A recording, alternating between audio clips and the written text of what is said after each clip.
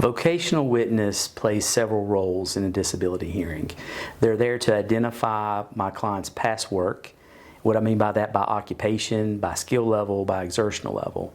They're also there to answer questions that the judge may pose or that I might pose under cross-examination. These questions are called hypothetical questions. And the judge will start. The judge will ask the vocational witness a question that includes limitations, whether it's physical limitations or mental limitations. And what I mean by that are lift, carry, sit, stand, your ability to deal with work stress, deal with coworkers, deal with supervisors. Once that question is posed to the vocational witness, he or she will then provide an answer as to whether or not an individual with those limitations can, 1, return to their past work, or 2, make an adjustment based on their age, their education, and their work history to other types of jobs that might exist in the national economy.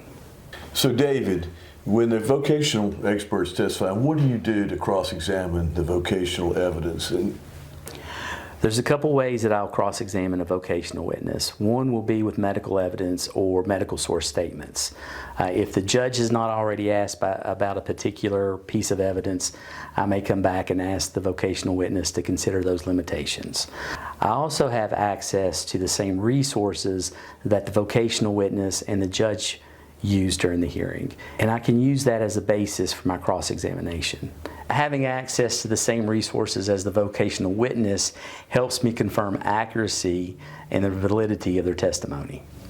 And to just provide an example of what we may encounter during the hearing, especially with vocational witness testimony, I have one example that I like to talk about. In order to be successful and win my client's case, we had to prove that my client was unable to be a potato chip inspector. What's a potato chip inspector? Basically, someone who sits at the end of a conveyor belt and pulls burnt potato chips off of the line.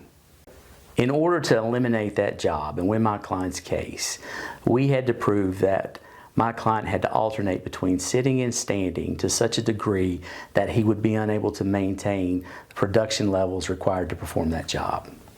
One of the examples that I use with clients along those same lines is whether you can do a job putting empty bottles in an empty box at the end of an assembly line. And again, the issue then becomes, can you do that 8 hours a day, 5 days a week, 50 weeks a year with only normal breaks?